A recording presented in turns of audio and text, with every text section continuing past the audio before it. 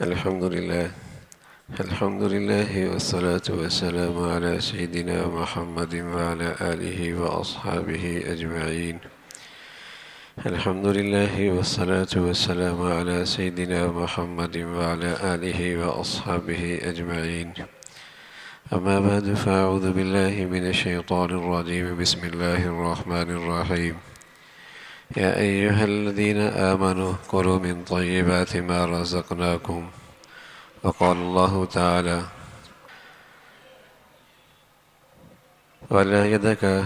ولا تسرفوا إن المبذرين كانوا إخوان الشياطين. صدق الله العظيم. اللهم صل على سيدنا محمد النبي الأمي وعلى آله وأصحابه وسلم. اللهم صل على سيدنا محمد النبي الأمي وعلى آله وأصحابه وسلم. میرے معزز مسلمان بزرگوں، عزیز بھائیوں اور امت مسلمہ کی مقدس ماں اور بہنوں، ایک انسان کی یہ بڑی خوش نصیبی، سعادت مندی ہوتی ہے کہ وہ آمد اور خرچ میں اللہ اور اللہ کے رسول کی رہنمائی لیتا رہا۔ آمد میں اور خرچ میں اللہ اور اللہ کے رسول کی رہنمائی لیتا رہتا ہے۔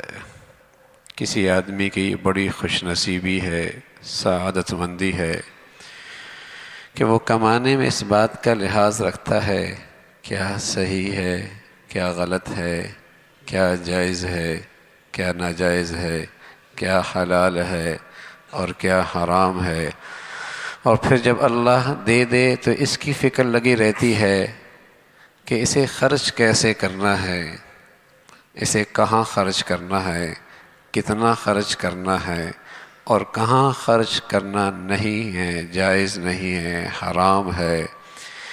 جس خوش نصیب آدمی کو یہ فکر نصیب ہو گئی کہ میری آمدنی ٹھیک ہو، میرے اخراجات ٹھیک ہوں، تو یہ اس کی سعادت مندی کی علامت ہے،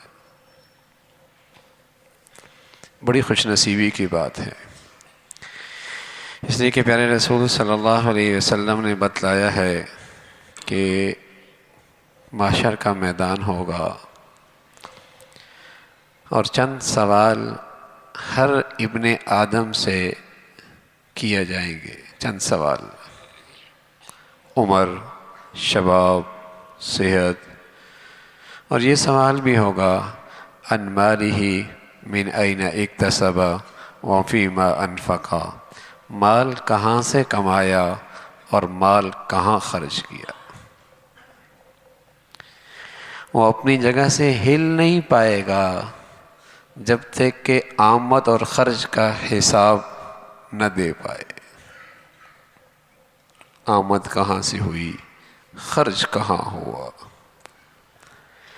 عن مالہ من این اکتسب وفیما انفقا، کمایا کہاں سے، خرچ کہاں کیا ہے۔ دنیا میں تعلقات ہیں، لے دے کے بہت سارے خانوں سے آدمی نکل جاتا ہے، بہت جگہوں سے بچ جاتا ہے، کہاں سے آیا ہے چھپایا جا سکتا ہے، نظروں سے اوجھل کیا جا سکتا ہے، قانون کی طاقت سے محفوظ رہ سکتا ہے، سزا پانے سے بچ سکتا ہے، لیکن کل رب کے دربار سے ان چیزوں میں سے کوئی چیز نہیں چلتی۔ وہاں تو جواب دینا ہوگا۔ وقفوہم انہم مسئولون، ٹھہرو ٹھہرو، جواب دے کے جاؤ۔ وقفوہم انہم مسئولون، ٹھہر جاؤ، یہیں رک جاؤ۔ انہم مسئولون، جواب دینا ہوگا، جواب دینا ہوگا۔ وقفوہم انہم مسئولون، تو وہاں یہ سوال بھی ہونا ہے من این اکتسب، کمایا کہاں سے، حلال ہے، حرام ہے، جائز ہے، ناجائز ہے، اپنا ہے، کسی اور کا ہے، یہ آمد کہاں سے ہوئی ہے، اور اس کی اتنی نحوست ہے، حرام کی اتنی نحوست ہے۔ ایک دن عبداللہ ابن عمر رضی اللہ تعالیٰ عنہ اپنے کانوں میں یوں انگلیاں دے کر کہنے لگے اللہ کرے میں بہرا ہو جاؤں کہ اگر یہ بات جو میں کہنے لگا ہوں اللہ کے نبی سے میں نے براہ راست نہ سنی ہوتی تو میں نہ بتاتا، اگر نہ سنی ہوتی تو اللہ مجھے بہرا کر دے۔ یعنی میں نے اللہ کے نبی سے یہ بات براہ راست سنی ہے کہ ایک شخص 10 درہم کا ایک کپڑا لے، اس میں سے 1 درہم حرام کا ہو، تو اللہ کے نبی نے بتایا ہے جب تک اس کے جسم پہ یہ کپڑا موجود ہے اللہ اس کی نماز قبول نہیں کرتا۔ عبداللہ ابن عمر نے اس بات بتانے کے لیے اہتمام کتنا کیا، کانوں میں انگلی دی اور فرمایا اللہ مجھے بہرا کر دے کہ اگر یہ بات میں نے اللہ کے نبی سے نہ سنی ہوتی تو، یعنی یہ میں نے آپ سے براہ راست سنی ہے، حرام کی نحوست ہے۔ فرمایا ایک شخص لمبا سفر کر کے پراگندہ بال، میلے کچیلے لباس، سفر کی تھکان، اور پھر اللہ سے فریاد کرتا ہے یا رب یا رب، فرمایا مشربہ حرام ومطعمہ حرام وملبسہ حرام وغذی بالحرام فأنی یستجاب لذلک، لباس بھی حرام کا، کھایا بھی حرام کا، پینا بھی حرام کا، اس کی پرورش ہی حرام سے ہوئی ہے، اس کی دعا قبول کہاں ہونی ہے؟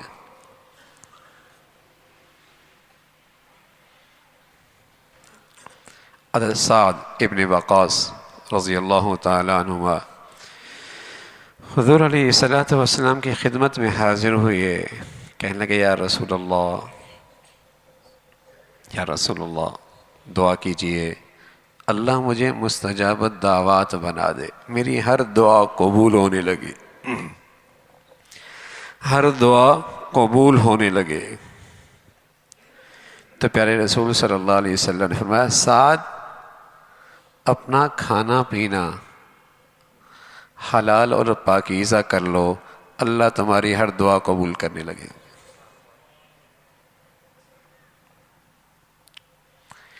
یہ حرام کی نحوست مسلمانوں میں، ان کے مرد عورتوں میں ایسی رچی بسی ہوئی تھی،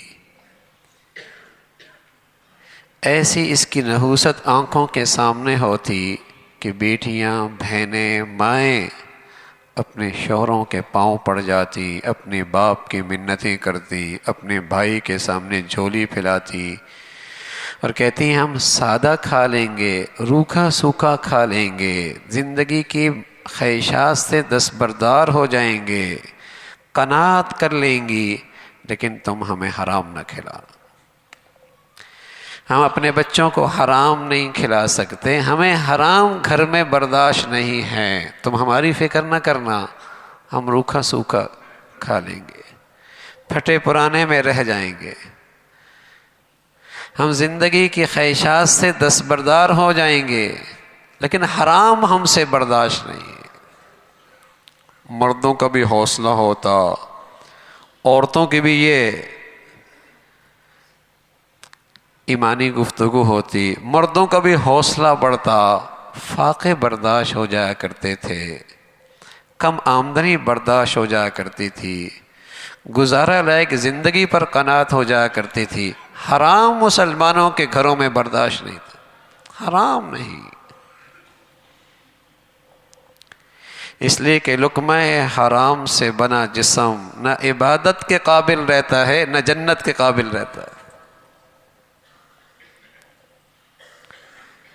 لقمہ حرام سے پرورش ہونے والی جسم نہ عبادت کے قابل رہتا ہے نہ جنت کے قابل رہتا ہے۔ حرام آمدنی تو ایک بڑا سوال ہے کل، من این اکتسب، کمایا کہاں سے، مال کہاں سے آیا ہے؟ سود ہے، رشوت ہے، بددیانتی ہے، خیانت ہے، جھوٹ ہے، نہ حق ہے، بہنوں کا حق ہے، چھوٹے بھائیوں کا حق ہے، اور بس اوقات چھوٹے اتنے بھاری ہو جاتے ہیں کہ بڑوں کا حق مار لیتے ہیں۔ کس کا حق ہے؟ نہ حق ہے یہ مال، باپ کی جائیداد تھی، باپ کا وراثت تھی، انصاف کیا ہے، یہ حق تمہارا بنتا ہے، یہ مال تمہارا ہے، یہ گھر کا ٹکڑا حصہ زمین کا تمہارا حق بنتا تھا۔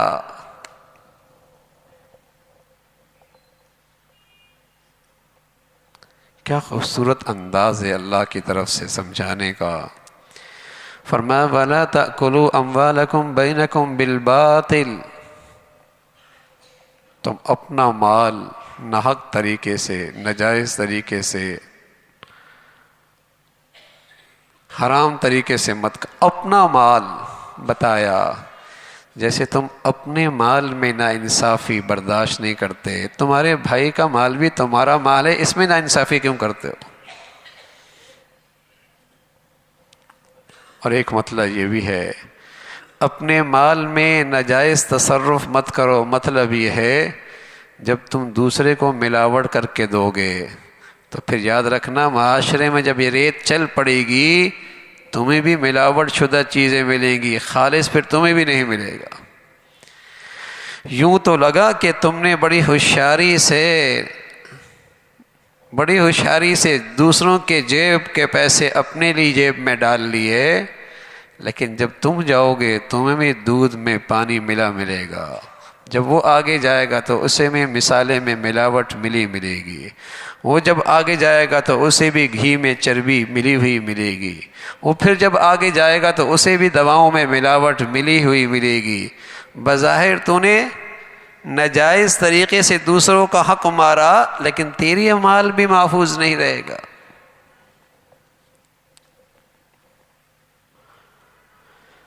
وَلَا تَأْكُلُوا أَمْوَالَكُمْ بَيْنَكُمْ بِالْبَاطِلِ وَتُدْلُوا بِهَا إِلَى الْحُكَّامِ، عدالتوں میں غلط مقدمہ لے کے مت جاؤ تاکہ تم دوسروں کا مال ناحق طریقے سے کھاؤ، اور تم جانتے بھی ہو وَأَنْتُمْ تَعْلَمُونَ، تم جانتے ہو کہ تم جھوٹے ہو، تم ظلم کر رہے ہو، تم زیادتی بھی کر رہے ہو، تمہیں پتہ بھی ہے، لیکن چونکہ تم زور آور ہو، تمہارے تعلقات ہیں، تم حکام کا سہارا لے کے ناجائز کرنا جا رہے ہو، تمہیں پتہ بھی ہے، تو دنیا کے عدالتوں کے فیصلے تم خرید سکتے ہو، یہاں کے فیصلوں کی تم قیمت لگا سکتے ہو، لیکن اللہ کا دربار بھی تو لگے گا، اور اس حرام کی نحوست بھی تو تم دیکھو گے، اس کا بھی تو ریئیکشن ہوگا۔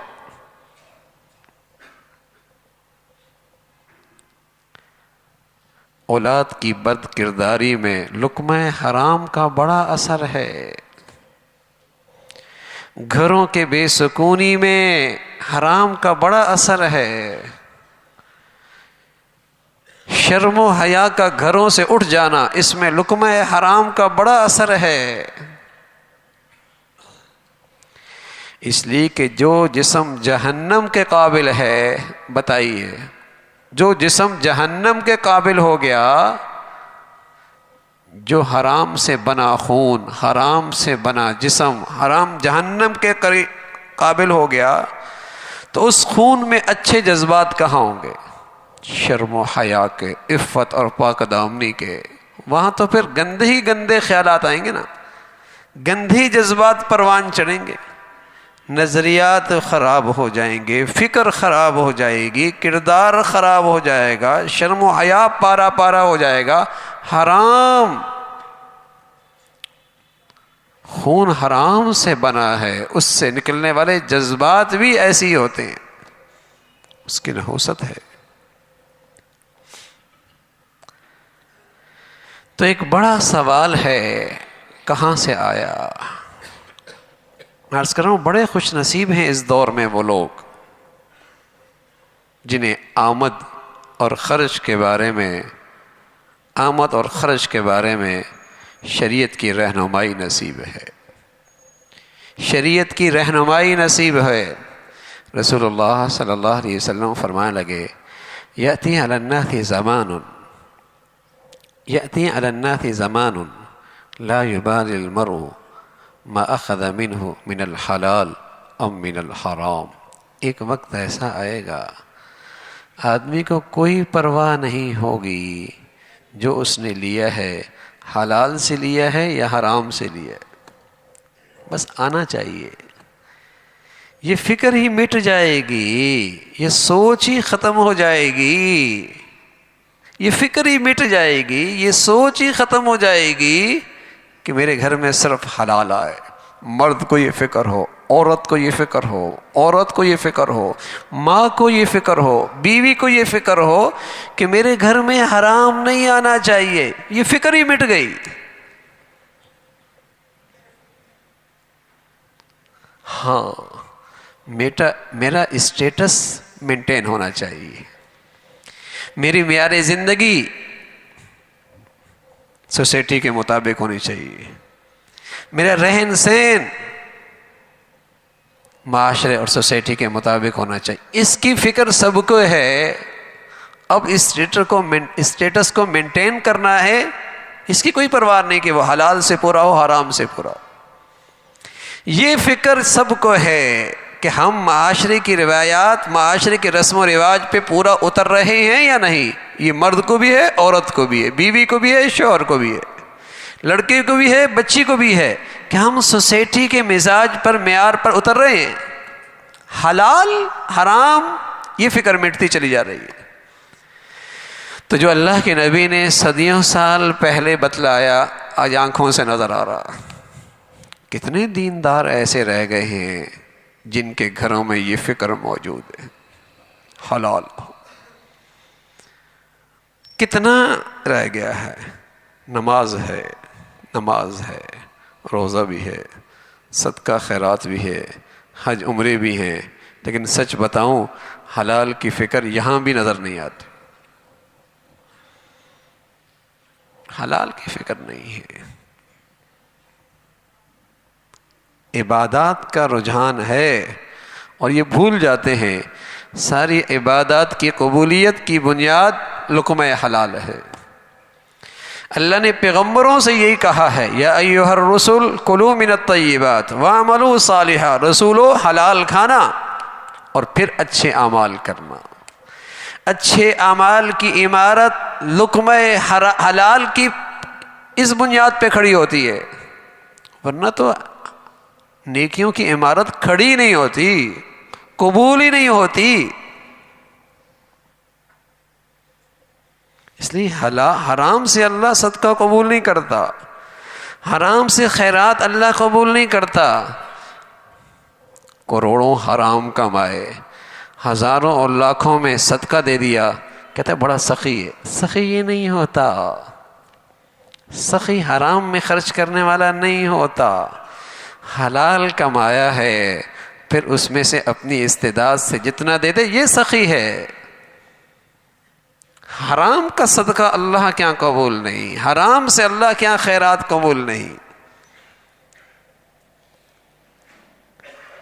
1 روپیہ, ایک عبداللہ ابن مبارک رحمۃ اللہ علیہ فرمانے 1 درہم, وہ تو فرماتے ہیں 1 درہم کسی کا حق میرے پاس ہے, میں اسے واپس کر دوں, یہ اس سے افضل ہے کہ میں راہ خدا میں 1 کروڑ روپے خرچ کروں. 1 کروڑ خرچ کرنا نفلی ہے, کسی کا 1 درہم واپس کرنا یہ فرض ہے. کسی کا حق واپس کر دینا, کسی کا حق اسے لوٹا دینا, یہ زیادہ ضروری ہے.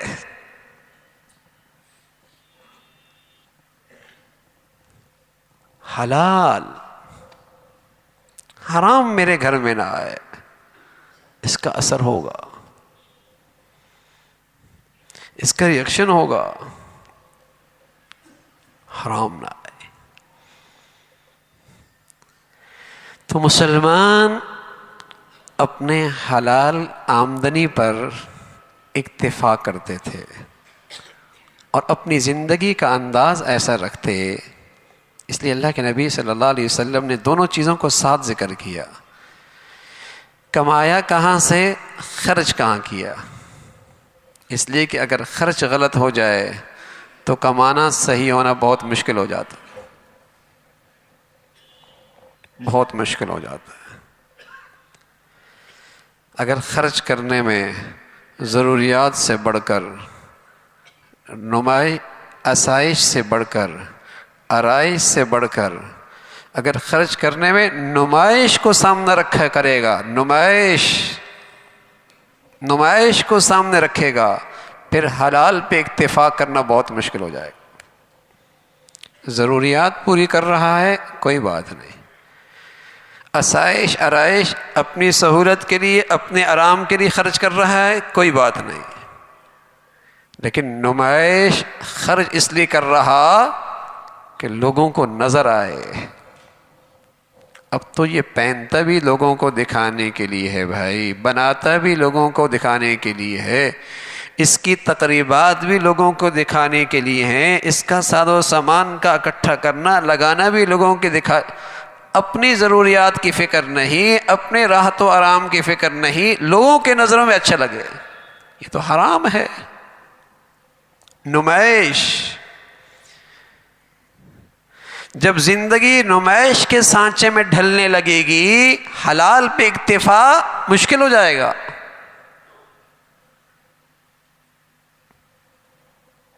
لوگوں کے معیار پہ اترنا ہے، لوگوں کے اسٹیٹس پہ آنا ہے.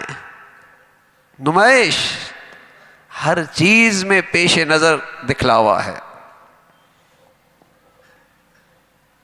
شادی سے لے کر، تقریبات سے لے کر، خوشی سے لے کر، گھر کی زندگی سے لے کر، کھانے پینے سے لے کر، پہننے اوڑھنے سے لے کر، ہر چیز میں نمائش.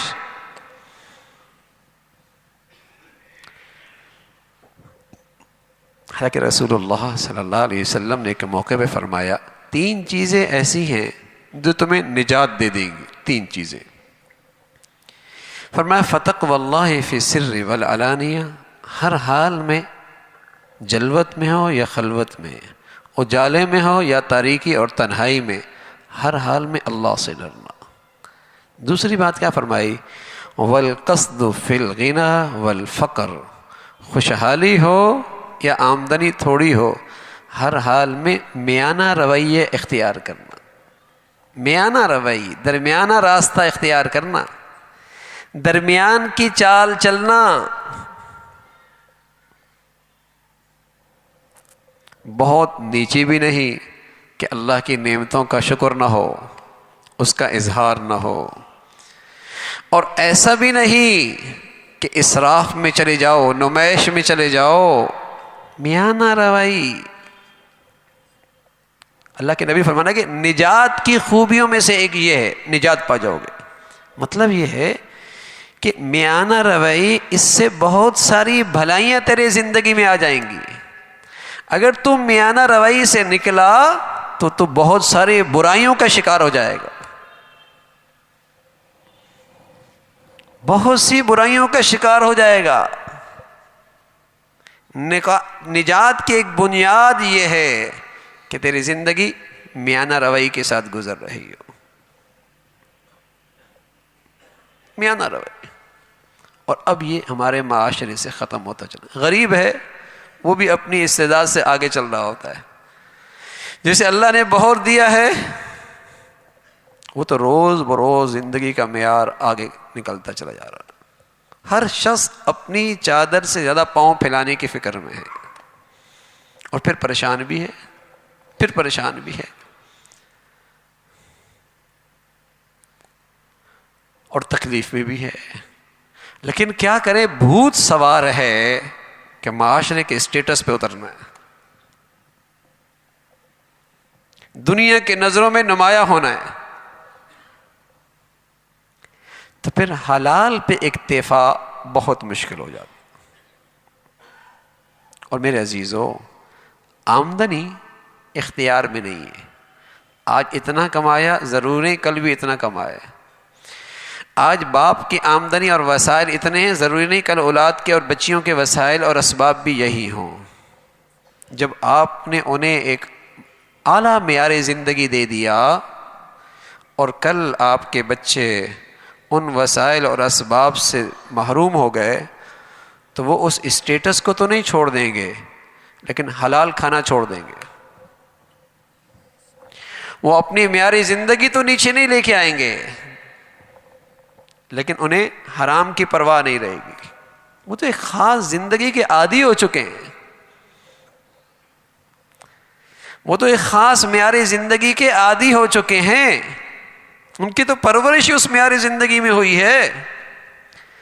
آج وسائل ان کے پاس نہیں، لیکن اس معیاری زندگی کے تو عادی ہو چکے ہیں، اور اتنا ایمان نہیں کہ آج حلال پہ قناعت کریں، حرام چھوڑ دیں اور اپنی زندگی کا معیار نیچے لے آئیں۔ یہ بہت مشکل ہے۔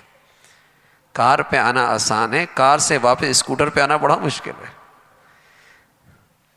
اوپر سے نیچے آنا بہت مشکل ہے، دوڑنا اوپر آسان ہے۔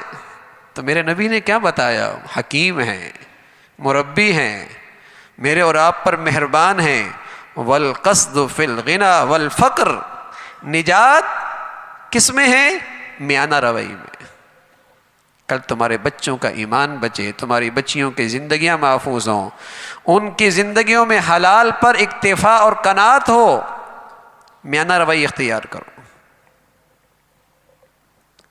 اگر آپ نے اسے اسراف کا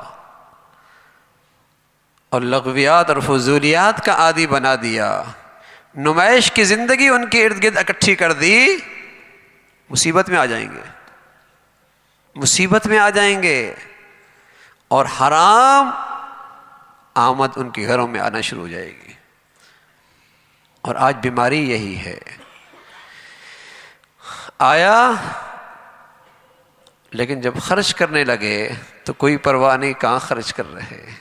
ہم سمجھتے ہیں ہم خرچ کرنے میں آزاد ہیں۔ رسول اللہ صلی اللہ علیہ وسلم نے فرمایا نہ کمانے میں آزاد ہو، نہ خرچ کرنے میں آزاد ہو،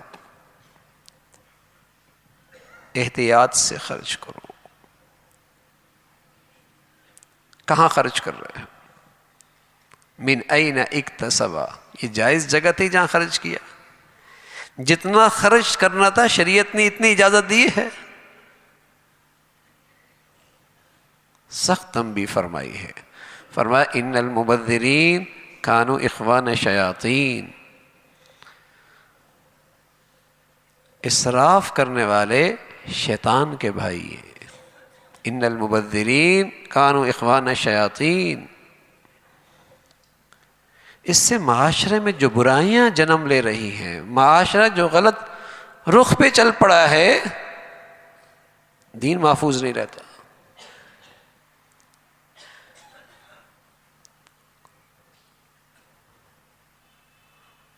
بس اوقات حلال کی بات، حلال کمانے کے لیے قانون بنائے جاتے ہیں، حلال، کرپشن نہ ہو، رشوت خوری نہ ہو، جھوٹ نہ ہو، خیانت نہ ہو، لیکن میرے عزیزو جب تک معاشرہ اپنی رہن سہن کی زندگی کو میانہ روی پہ نہیں آئے گا تو یہ حرام سے کیسے بچ سکتا ہے؟ یا تو پہاڑوں جیسا ایمان ہونا۔ ماحول اور سبق یہ پڑھایا جا رہا، سکھلایا یہ جا رہا، دانشگاہوں میں پڑھائی یہ ہو رہی، سب سے نمایاں بن جاؤ، سب سے نمایاں لگو، اور صبح شام ان کے دل و دماغ میں یہ بات بٹھائی جا رہی ہے کامیاب انسان وہ ہے جو سب سے نمایاں ہو۔ تو وہ حلال پہ کیسے اکتفا کرے گا؟ وہ تو لوٹے گا، اور جس کا جہاں ہاتھ پہنچے گا وہ حق مارے گا دوسرے کا۔ تو معیاری زندگی، میانہ روی، میرے نبی نے دونوں طرف توجہ دلائی ہے، دونوں طرف توجہ دلائی ہے، ان دونوں کا آپس میں گہرا تعلق ہے۔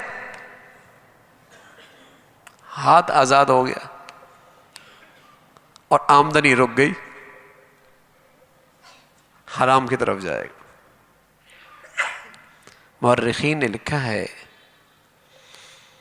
کہ جہاں جب سندھ میں ہندو رہتے تھے تو بڑے مالدار تھے. شروع میں انہوں نے یوں کیا کہ مسلمانوں کو آسان قسطوں پر سود دینا شروع کر دیا اور ان کی زندگیاں کا معیار بڑھتا چلا گیا، سود مل رہا ہے. آہستہ آہستہ انہوں نے سود کا نرخ بڑھانا شروع کر دیا، بڑھاتے چلے گئے. اور مورخین لکھا ہے ایک وقت ایسے ہو گیا کہ یہ پیسوں کے اور مال کے اتنے محتاج ہو گئے کہ اپنی بچیوں کو بیچنے لگ گئے. معیار زندگی یہ مغربی تہذیب کی گندگی ہے کہ ان کے معیار زندگی بڑھاتے چلے جاؤ. میرے نبی کی تعلیم کیا ہے؟ میانہ روی سے زندگی گزارو. کوشش کرو جتنی آمدنی ہے، جتنی چادر ہے، اس سے بھی تھوڑے سے پاؤں سمیٹ لو، اس سے بھی تھوڑا پاؤں سمیٹ لو. میانہ روی، الاقتصاد. بلکہ رسول اللہ صلی اللہ علیہ وسلم فرمان لگے میانہ روی آدھی معیشت ہے. یعنی تمہاری معیشت بڑھیا ہو سکتی ہے اگر تمہارا معیار زندگی ٹھیک ہو جائے. میرے نبی کی رہنمائی کے مطابق، میرے نبی کی شریعت کے مطابق تمہاری معیشت آگے بڑھ سکتی ہے. الاقتصاد نصف المعیشہ.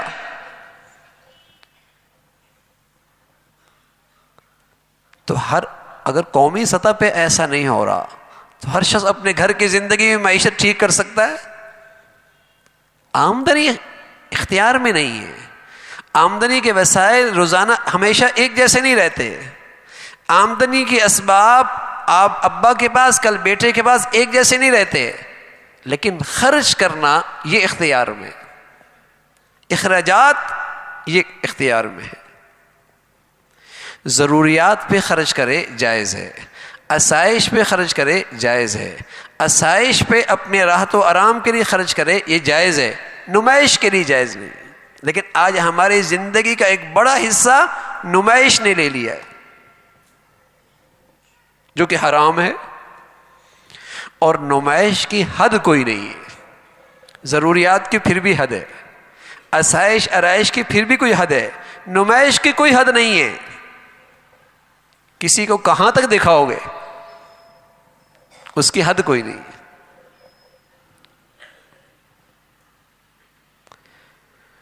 تو حلال آمدنی پر اکتفا اس کی بنیاد ہے کہ آدمی اپنی زندگی کو میانہ روی اختیار کرے.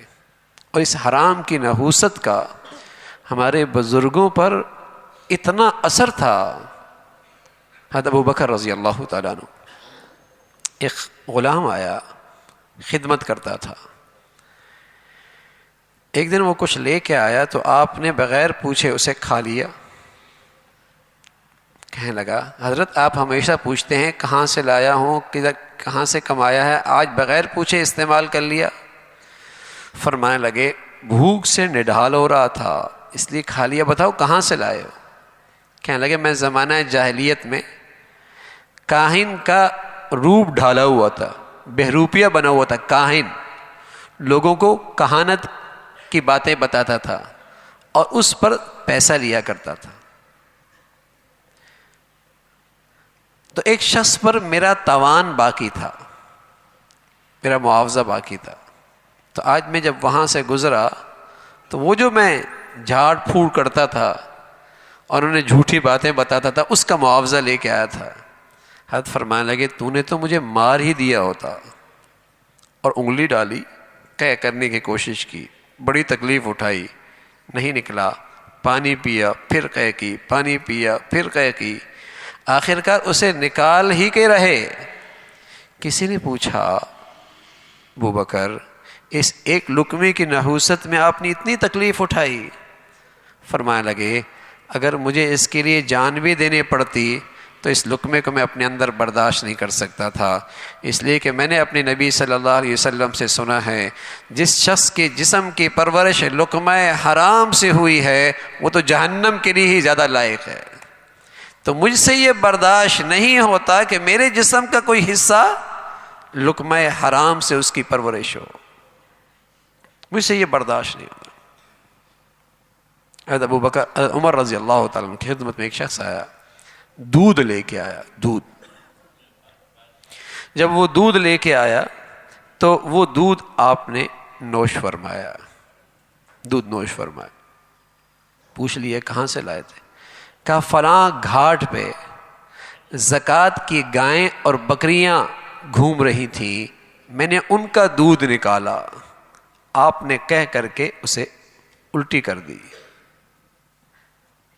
حالانکہ جان بوجھ کے نہیں پیا، آپ کو معلوم نہیں تھا، گناہ کوئی نہیں تھا، لیکن وہ چیز برداشت نہیں، اندر وہ برداشت ہی نہیں ہے۔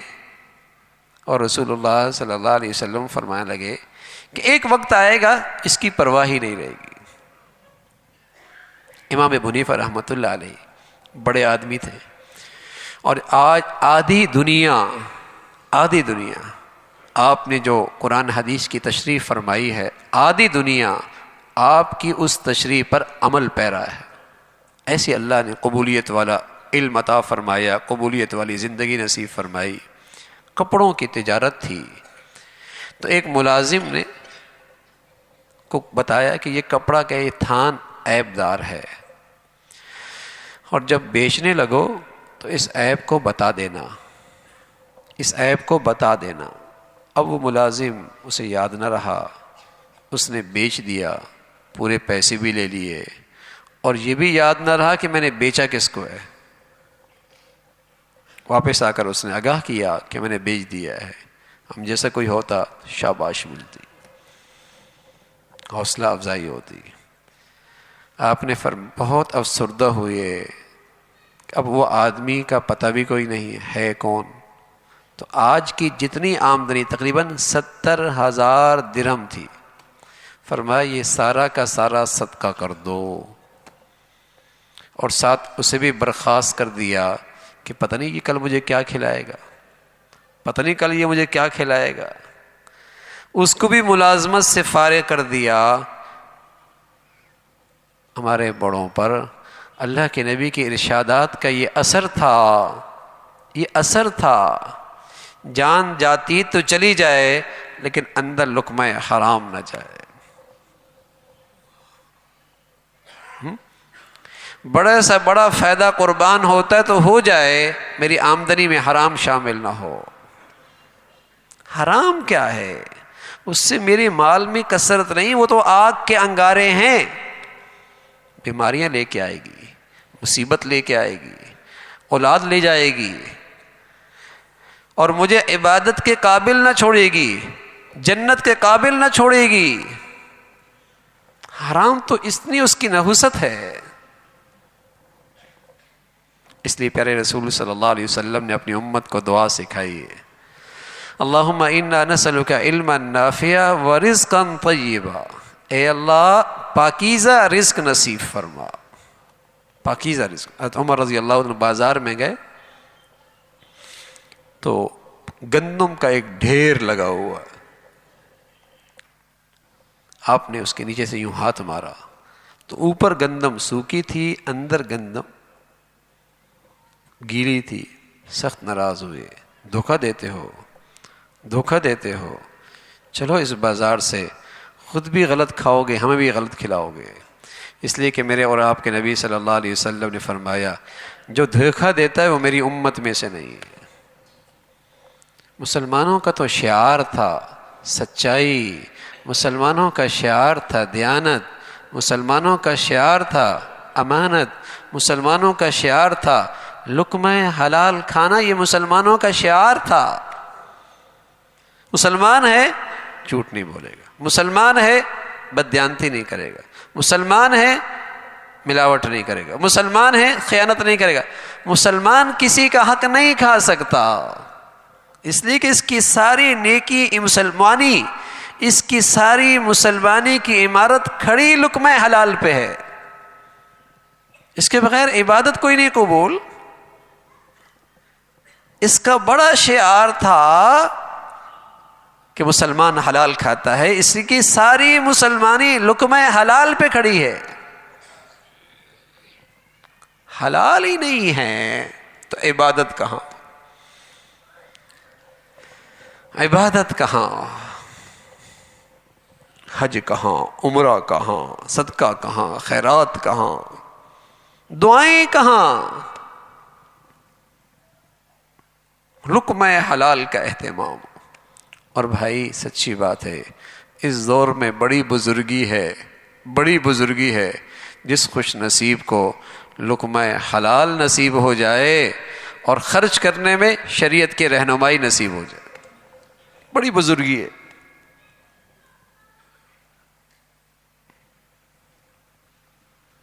مسلمان تھوڑے پہ گزارا کر لیا کرتے تھے، قناعت کر لیا کرتے تھے، اپنی ضروریات خواہشات کو سمیٹ لیا کرتے تھے، لیکن حرام سے نفرت کرتے تھے.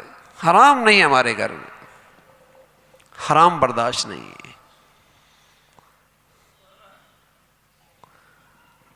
اور کتنی بدنصیبی ہوتی ہے کہ آدمی مر جاتا ہے لیکن اس کا گناہ نہیں مرتا. آدمی مر جاتا ہے لیکن اس کا گناہ نہیں مرتا. وہ ایسے حرام ذرائع اپنی اولاد کے لیے چھوڑ جاتا ہے، خود مر گیا، حرام اس کا نہیں مرا، اس کا گناہ نہیں مرا. کیسی بدنصیبی ہوتی ہے کہ بس اوقات اپنی آخرت خراب کر رہا ہوتا ہے دوسروں کی دنیا بنانے کے لیے. وہ بھی اپنے خیال میں ان کی دنیا بنا رہا ہے، ورنہ ان کے لیے بھی انگارے چھوڑ کے جا رہا ہے. اپنی آخرت خراب کر رہا ہوتا ہے ان کی دنیا بنانے کے لیے. بڑی بدنصیبی ہے کہ آدمی مر گیا لیکن اس کا گناہ نہیں مرا. اس کا حرام مال پڑا ہے، اس کی اولاد وہی کھا رہی ہے، اس کے ورثاء وہی کھا رہے ہیں. حرام آمدنی کے ذرائع چھوڑ گیا، اس کا گناہ چل رہا ہے. کچھ تو ایسے خوش نصیب ہوتے ہیں نا، دنیا سے چلے جاتے ہیں لیکن ان کے نیکی بھی جاری رہتی ہے. ایسی بنیاد کوئی خیر کی ڈال کے چلے جاتے ہیں کہ دنیا سے چلا گیا، نیکی اس کو ملتی چلی جا رہی ہے، خیر اسے پیچھے سے مل رہی ہے. اور کچھ ایسے بدنصیب ہوتے ہیں مر بھی گئے، گناہ نہیں مرا، حرام نہیں مرا، ان کا وہ جاری ہے. کتنی بڑی بدنصیبی ہے. یہ کوئی اولاد کے ساتھ خیر خواہی نہیں ہے کہ حرام کی شکل میں ان کے لیے انگارے چھوڑ کے جا رہا. آمدنی کے ذرائع حرام چھوڑ کے جا رہا ہے. یہ اولاد کے ساتھ، اپنے بچے بچیوں کے ساتھ کوئی خیر خواہ نہیں ہے. عمر ابن عبدالعزیز رحمۃ اللہ علیہ، بیت المال، پوری حکومت، بیت المال اس کے ذمہ دار، پوری حکومت، بہت بڑی سلطنت، اس کے سربراہ دنیا سے جانے لگے تو اپنے بچوں کے لیے مشکل سے 12-13 درہم چھوڑ کے جا رہے ہیں.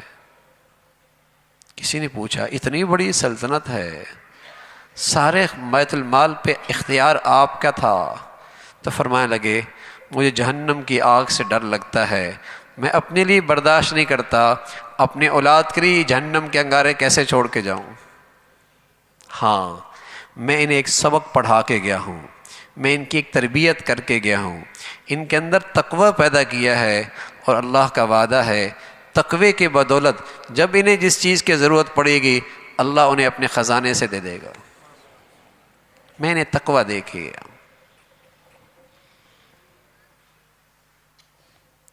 پاکیزہ زندگی دے کر جا رہا ہوں. وَيَرْزُقْهُ مِنْ حَيْثُ لَا يَحْتَسِبُ، اللہ وہاں سے دے گا ان کے وہم و گمان کے اندر بھی نہیں ہوگا. یہ چیز ان کے اندر پیدا کر کے جا رہا ہوں. تو میرے عزیزو، اولادوں کے لیے حرام کے بجائے میانہ روی کی زندگی دے کے جاؤ. اولادوں میں خوف خدا، اللہ سے تقوی، یہ دے کے جاؤ. یہ اولاد کے ساتھ خیر خواہی ہے. اور زندگی کا معیار نہ بڑھاؤ. کیا طوفان ہے اب ان کی تقریبات کا، ان کی خوشیوں کا، اللہ معاف فرمائے. بڑھتا ہی چلا جا رہا ہے، بڑھتا ہی چلا جا رہا ہے.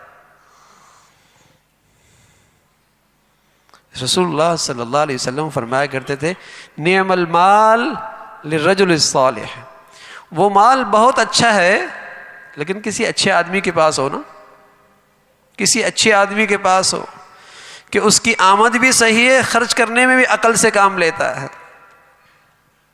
عبدالقادر جیلانی رحمۃ اللہ علیہ پیران پیر فرمایا کرتے تھے جب لوگ گناہوں میں مال خرچ کر رہے ہوتے ہیں مجھے یقین ہو جاتا ہے ان کی آمد بھی صحیح نہیں ہے، ان کی آمد بھی صحیح نہیں ہے، ان کی آمد بھی صحیح نہیں ہے، اس لیے کہ گندہ مال گندگی ہی میں خرچ ہوتا ہے، گند ہی میں جاتا ہے، گند ہی میں جاتا ہے۔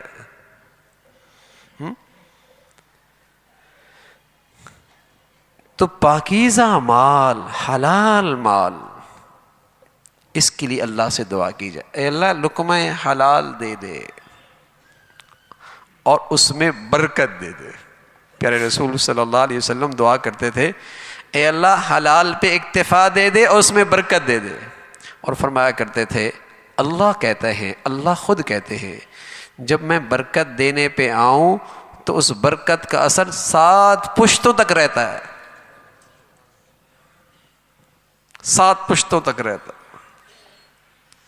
تو حلال اللہ رزق دے اور برکت والا دے، برکت والا دے دے۔ برکت والا رزق تھوڑا تھوڑا نہیں رہتا، تھوڑا تھوڑا نہیں رہتا، برکت جو آ گئی۔ اور برکت کا مطلب یہ ہے کہ جس چیز کی جب ضرورت پڑے اللہ آسانی سے پوری کر دیتا ہے۔ برکت کا مطلب یہ ہے کہ نعمت کی شکل کتنی چھوٹی کیوں نہ ہو لیکن اللہ اس میں لطف بڑھا دیتے ہیں، مزہ بڑھا دیتے ہیں، اس کا فائدہ بڑھا دیتے ہیں، یہ برکت۔ تو حلال مانگا جائے، برکت والا مانگا جائے، اللہ حلال دے۔ اور میرے عزیزو اپنی زندگی پہ ضرور نظر ہو۔ آج ابا کے پاس صاحب حیثیت ہے لیکن کل میری بچی کہاں جائے گی، اس کی بھی تو ایک زندگی ہے، کل میرے بچے کا زندگی کا ایک سلسلہ ہے۔ درمیانی زندگی گزارو، درمیانی زندگی گزارو۔ آج صرف نمائش ہے، نمائش ہے، دکھلاوا ہے، اسٹیٹس کی ایک دوڑ ہے۔ بچے کو وہاں پڑھانا ہے چونکہ اسٹیٹس اسی ادارے کے اندر ہے، چاہے کتنے ہی پیسے کیوں نہ دینے پڑیں، اور یہ بھی پتہ ہے ماں اولاد خراب ہو رہی ہے، یہ بھی پتہ ہے اولاد بگڑ رہی ہے، اور یہ بھی پتہ ہے بچے وہاں نشے کے عادی بن رہے ہیں، لیکن کیا کریں معاشرے کا اسٹیٹس پورا کرنا ہے۔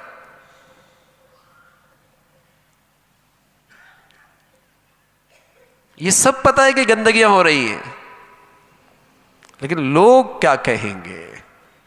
تو میرے عزیزو ناجائز کرتے ہوئے، حرام کرتے ہوئے لوگوں کے ڈر سے ڈرتے رہے تو قبر میں تو کوئی آپ کے ساتھ نہیں ہوگا، وہ تو اکیلا تنے تنہا آ جائیں گے۔ وہاں سوال ہوگا وقفوہم انہم مسئول، ٹھہر جاؤ، جواب دو، کمایا کہاں تھا، خرچ کہاں کیا تھا۔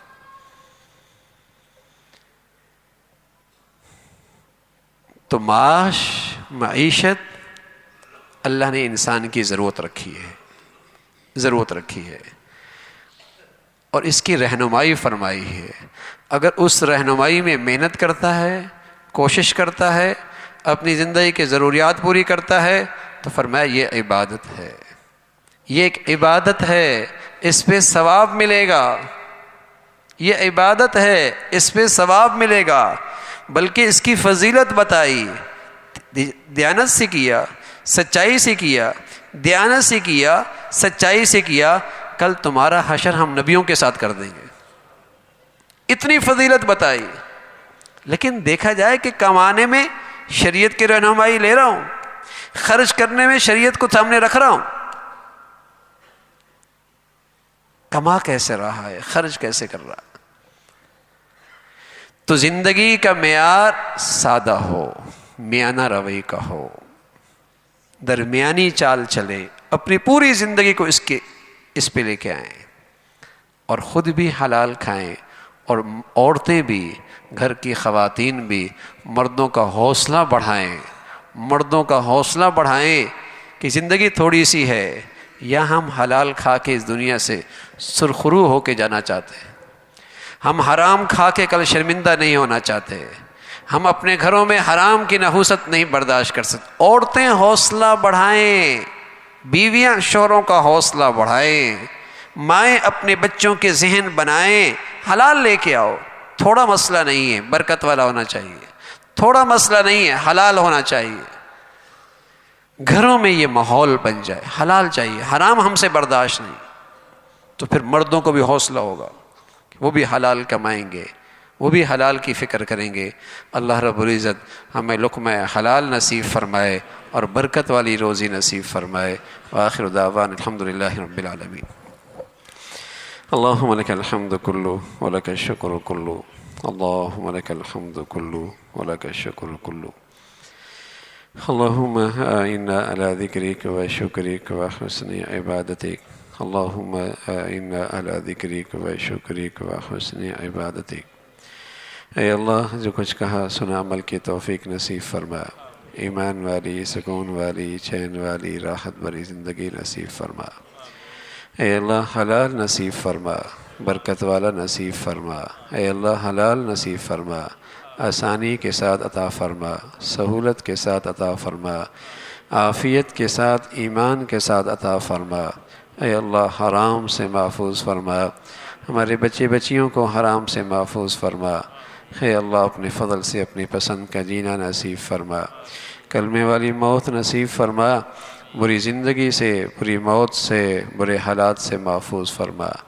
اے اللہ موذی امراض سے، ہسپتالوں کی زندگی سے حفاظت فرما، حادثات سے، سانحات سے حفاظت فرما۔ اے مولا کریم اپنے فضل سے، اپنے کرم سے، اپنے پسند کا جینا نصیب فرما، کلمے والی موت نصیب فرما۔ اے اللہ اپنے فضل سے ہر ماں باپ کو اپنے بچے بچیوں کے لیے تعلیم اور تربیت کے صحیح فیصلے کرنے کی توفیق نصیب فرما، اولادوں کو ماں باپ کی آنکھوں کی ٹھنڈک بنا، صدقہ جاریہ بنا۔ اے اللہ راحت اور سکون کا ذریعہ بنا، اولادوں کے آزمائشوں سے، نافرمانیوں سے، فتنوں سے محفوظ فرما۔ اے اللہ ہمیں اپنے گھروں کا ماحول دین کے مطابق ڈھالنے کی ہمت اور توفیق نصیب فرما۔ اے اللہ زندگی کے رہن سہن میں اپنے نبی کی رہنمائی لینے کی توفیق نصیب فرما۔ اے اللہ میانہ روی نصیب فرما۔ اے اللہ ہر قسم کے اسراف سے، تبذیر سے، اے اللہ نمائش سے، ریاکاری سے، اے اللہ نمائش سے محفوظ فرما۔ مولا کریم اپنے فضل سے ہر قسم کے فتنوں سے محفوظ فرما۔ اے اللہ نعمتیں دینے کے بعد چھن جانے سے محفوظ فرما، عزت کے بعد ذلت سے محفوظ فرما، عافیت کے بعد پریشانیوں سے محفوظ فرما۔ اے اللہ اچھی صحبت کے بعد، نیکی کی توفیق کے بعد محرومی سے محفوظ فرما۔ اے اللہ اپنے فضل سے تمام حاضرین حاضرات کی تمام زائد حاجات کو پورا فرما، مشکلات کو آسان فرما، پریشانیوں کو ختم فرما۔ جو بچیاں گھروں میں ہیں مولا کریم ان کے لیے نیک صالح رشتوں کا انتظام فرما۔ اے اللہ جو بچیاں گھروں میں جا چکی ہیں ان کے گھروں کو محبت اور تقوی سے آباد فرما، ٹوٹ پھوٹ سے، انتشار سے، غلط فہمیوں سے، بدگمانیوں سے محفوظ فرما۔ اے اللہ گھروں میں اعتماد والی، محبتوں والی زندگی نصیب فرما۔ اے اللہ اپنے فضل سے ساری امت مسلمہ کے حال پہ رحم فرما، دنیا بھر کے مظلوم مسلمانوں کی مدد اور نصرت فرما، اہل اسلام کو نیک صالح قیادت نصیب فرما، جو بھی جہاں کہیں بھی تیرا دین کا کام اخلاص سے کر رہے اے اللہ تو ان کی مدد اور نصرت فرما۔ اے اللہ وطن عزیز کو امن اور سلامتی کا گہوارہ بنا، اسے استحکام نصیب فرما، ہر قسم کے عدم استحکام انتشار کی شکلوں سے اسے محفوظ فرما۔ اے اللہ یہاں ایمان ہدایت کی فضاؤں کو عام فرما، ہماری زندگیاں صلاحیت وسائل اس کے لیے قبول فرما۔ اے اللہ ہمارے ملک پہ رحم فرما، ہمارے شہر پہ رحم فرما، ساری امت مسلمہ کے حال پہ رحم فرما۔ ربنا تقبل منا انك انت السميع العليم وتب علينا انك انت التواب الرحيم اللهم اجعل وساوس قلوبنا خشيتك وذكرك واجعل همومنا كما تحب وترضى اللهم بارك لنا في الموت وفيما بعد الموت اللهم بارك لنا في الموت وفيما بعد الموت وصلى الله على سيدنا محمد وعلى آله وأصحابه أجمعين برحمتك يا رب۔